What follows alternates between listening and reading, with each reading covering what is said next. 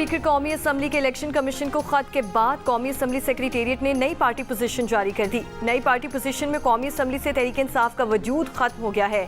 तमाम 80 अरकान को सुन्नी इत्तेहाद काउंसिल का रुकन जाहिर कर दिया गया है। इससे पहले 39 अरकान तहरीक इंसाफ के थे, जबकि 41 को आज़ाद डिक्लेयर किया गया था, जबकि अब तमाम 80 अरकान को सुन्नी इत्तेहाद काउंसिल का रुकन जाहिर किया गया है। नई पार्टी पोजीशन 18 सितंबर को जारी की गई है। कौमी असम्बली सेक्रेटेरिएट के मुताबिक हुकूमती बेंचेस पर कौमी असम्बली में मुस्लिम लीग नून 110, पीपल्स पार्टी की 69 नशिस्तें हैं। अपोजिशन बेंचेस पर सुन्नी इत्तेहाद काउंसिल 80, JUIF 8 है। अपोजिशन बेंचेस पर PTI के हिमायत याफ्ता 8 आज़ाद अरकान हैं। कौमी असम्बली में इस वक्त कुल अरकान की तादाद 23 मखसूस नशिस्तों के बगैर 313 है।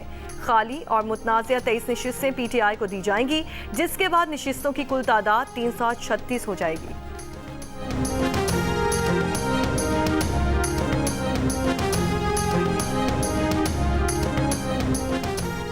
सिंध असम्बली के स्पीकर अवैस कादिर शाह ने इलेक्शन कमीशन को खत में लिखा कि तरमीम शुदा इलेक्शन एक्ट नाफिजुल अमल है। इलेक्शन कमीशन की कानूनी जिम्मेदारी है कि पार्लियामेंट की कानून साजी का एहतराम करे। मखसूस नशिस्तों का फैसला सिंध असम्बली की खुद मुख्तारी बरकरार रखते हुए किया जाए। इलेक्शन कमीशन जमहूरियत और पार्लिमानी बालादस्ती के उसूलों को बरकरार रखे। स्पीकर कौमी असम्बली अयाज सादिक ने इलेक्शन कमीशन को खत में कहा था कि पार्लियामेंट की मंजूरी और सदर के दस्तखत के बाद इलेक्शन कमीशन तरमीमी एक्ट नाफिज हो चुका। सुप्रीम कोर्ट का फैसला पुराने एक्ट के तहत था, जिसका इत्तलाक अब नहीं हो सकता। PTI को अब सीटें नहीं मिल सकती।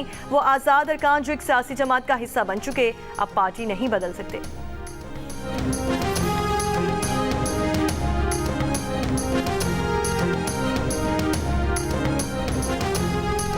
खैबर पख्तूनख्वा असम्बली के स्पीकर बाबर सलीम स्वाति का इलेक्शन कमीशन से सुप्रीम कोर्ट के फैसले की रोशनी में मखसूस नशिस्तें अलॉट करने का मुतालिबा। चीफ इलेक्शन कमिश्नर को खत में कहा कि पेशावर हाई कोर्ट के फैसले के खिलाफ अपील पर सुप्रीम कोर्ट ने फैसला दे दिया। सुप्रीम कोर्ट का फैसला आने के बाद मखसूस नशिस्तों पर गैर जरूरी ताखीर की जा रही है। सुप्रीम कोर्ट ने आइन की रोशनी में मखसूस नशिस्तों का फैसला जारी किया। मखसूस नशिस्तों की अलॉटमेंट में ताखीर इंसाफ का कत्ल है।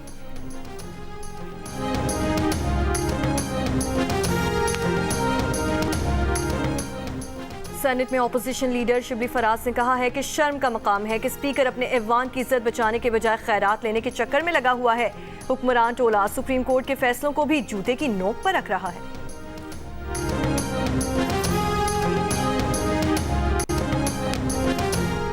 लाहौर में PTI के जलसे की दरख्वास्त पर डिप्टी कमिश्नर आज शाम 5 बजे तक फैसला करें। हाई कोर्ट का हुक्म। लाहौर हाई कोर्ट ने जलसा रुकवाने की अलग दरख्वास्त नाकाबिल समाअत करार देकर मुस्तरद कर दी। डिप्टी कमिश्नर ने 3 रुकनी बेंच को बताया कि आलिया हमजा ने जलसे की इजाजत के लिए कोई दरख्वास्त नहीं दी। अदालत ने 15 मिनट में दरख्वास्त देने का हुक्म दिया। जस्टिस तारिक नदीम ने रिमार्क्स दिए कि लाहौर में जलसे के लिए 2-3 जगह मुख्तस कर दी ताकि आवाम को मुश्किलात ना हो। आज जो लोग मनसब पर हैं वो माजी में ओपोजिशन पर थे, वो भी तहफ़्फ़ुज़ात का इजहार करते थे। हमें चाहिए हम इस मुल्क के लिए कुछ अच्छा करके जाएं।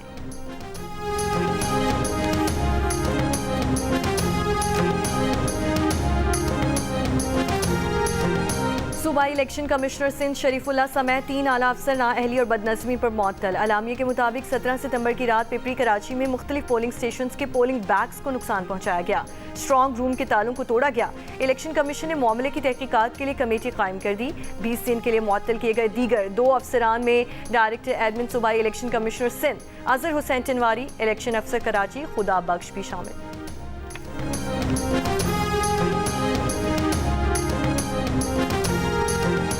आज़म और विफाकी काबीना ने सर्कुलेशन के जरिए सुप्रीम कोर्ट तरमीमी प्रैक्टिस एंड प्रोसीजर ऑर्डिनेंस मंजूर कर लिया। वज़ारत कानून ने गुज़श्ता रोज़ ऑर्डिनेंस वज़ीर आज़म और काबीना को भिजवाया था। ऑर्डिनेंस के मुताबिक बेंच अवामी अहमियत और बुनियादी इंसानी हुकूक को मद्देनजर रखते हुए मुकदमात को देखेगा। हर केस को उसकी बारी पर सुना जाएगा, वरना वजह बताई जाएगी। हर केस और अपील को रिकॉर्ड किया जाएगा और ट्रांसक्रिप्ट तैयार की जाएगी। तमाम रिकॉर्डिंग और ट्रांसक्रिप्ट आवाम के लिए दस्तयाब होंगी।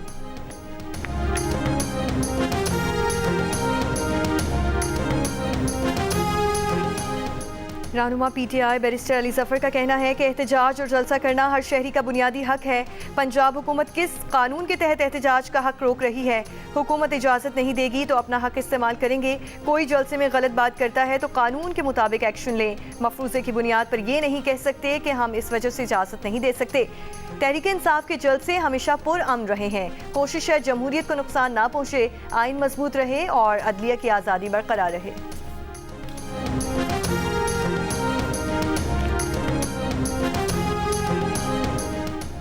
क्या गारंटी है कि तहरीक इंसाफ का लाहौर जलसा पुरअमन होगा? ये लोग मुल्क को तोड़ने की बात करते हैं, इदारों को धमकियां देते हैं। खैबर पख्तूनख्वा में 6 माह से सिर्फ जलसे जुलूस हो रहे हैं। वज़ीर इत्तलात पंजाब असम बुखारी की तनकीद। प्रोग्राम जियो पाकिस्तान में गुफ्तगू करते हुए कहा, इस्लामाबाद के जलसे में सिर्फ खैबर पख्तूनख्वा के लोग आए। एक सूबे के वज़ीर आला को सिर्फ उसी सूबे की खिदमत करने का मैंडेट मिला है, दूसरे सूबे पर यलगार करने का मैंडेट नहीं मिला। मजीद कहा कि मैं नहीं समझती कि बानी PTI पंजाब में मकबूल हैं। पंजाब के लोग अक्लमंद हैं, परफॉर्मेंस पर तवज्जो देते हैं। मकबूलियत तो साइफर पर थी। झूठे बयानिए बनाकर ये कब तक अवाम को बेवकूफ़ बना सकते हैं?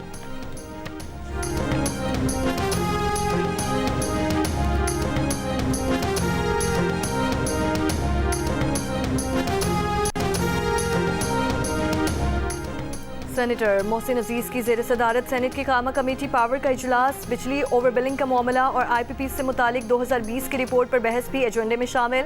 वज़ीर पावर डिवीज़न अवैस लगारी ने कहा कि IPP से मुतालिक अवाम को जल्द खुशखबरी देंगे। टास्क फोर्स ने बिजली के शोबे का जायजा मुकम्मल कर लिया है। हर प्लांट की सरमायाकारी, टेक्नोलॉजी और हर तरह के अखराजात को देखा गया है। उन्होंने कहा कि हम IPPs के साथ मुआहिदों पर एक तरफा कोई इकदाम नहीं करेंगे। IPPs को एतमाद में लेकर तमाम काम किया जा रहा है। पावर सेक्टर में यकमश्त कोई बड़ा रिलीफ मुमकिन नहीं। कोशिश है मरहलावार बिजली की कीमत नीचे आए।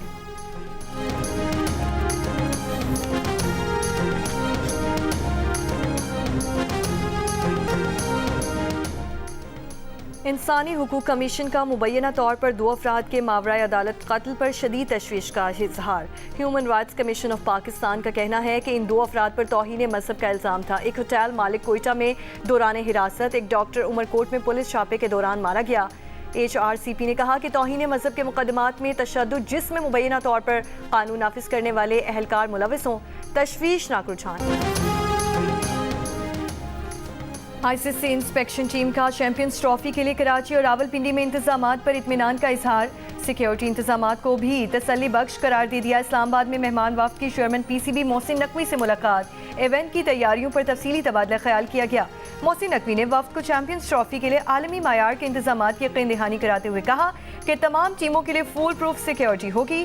स्टेडियम्स की अपग्रेडेशन का काम चैंपियंस ट्रॉफी से कबल हर सूरत मुकम्मल कर लिया जाएगा। ICC वफ्द आज लाहौर पहुंचेगा। दुश्वार गुजार पहाड़ी रास्ते, कहीं पथरीले कहीं रेतले रास्ते। सहरा में सजेगा ऑफ रोड बाइक रैली का मेला। गोरख हिल बाइक रैली 29 सितंबर से 1 अक्टूबर तक होगी। रैली के लिए 55 किलोमीटर का ट्रैक तैयार। मुल्क के 60 से ज्यादा बाइकर्स एक्शन में नजर आएंगे।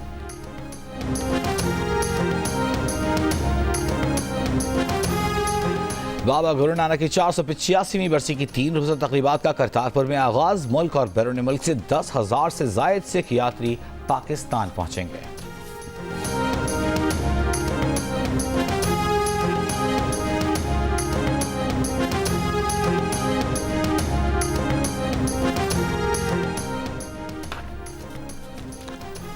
कराची आर्ट्स काउंसिल में 35 रोज़ा वर्ल्ड कल्चरल फेस्टिवल की तैयारियां उरूज पर। 26 सितंबर से आगाज होगा। 40 से जायद ममालिक के 450 से जायद फनकार परफॉर्म करेंगे। सदर आर्ट्स काउंसिल अहमद शाह ने कहा कि 35 दिन का फेस्टिवल दुनिया में आज तक कहीं नहीं हुआ, पहली दफ़ा हम करवा रहे हैं।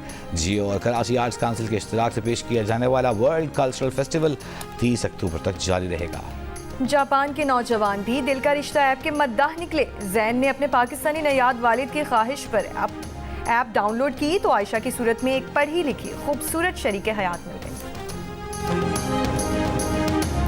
उर्दू और पंजाबी फिल्म्स के वर्सटाइल अदाकार यूसुफ खान को मद्दाहों से बिछड़े 15 बरस बीत गए। बेहतरीन कारकर्दगी पर इन्हें हुकूमत पाकिस्तान ने सदारती तमगा बराए हुस्न कारकर्दगी से भी नवाजा। और तारीख की कामयाब तरीन Pakistani film the legend of Maula Jatt की भारत में नुमाइश की खबर से भारतीय इंतहा पसंद आग बगूला हो गए। फिल्म की रिलीज रुकवाने के लिए धमकियों पर उतर आए। इंतहा पसंद जमात निर्माण सेना ने धमकी दी कि भारत में पाकिस्तानी फिल्मों को रिलीज नहीं होने दिया जाएगा, नहीं पाकिस्तानी अदाकारों को भारतीय फिल्मों में काम करने दिया जाएगा। फवाद खान, माहिरा खान और हुमायमा मालिक की अदाकारी से सजी the legend of Maula Jatt 2 अक्टूबर से भारतीय बॉक्स ऑफिस पर रिलीज की जाएगी। 2022 में रिलीज होने वाली फिल्म 1979 की क्लासिक मौला जट की रीमेक है।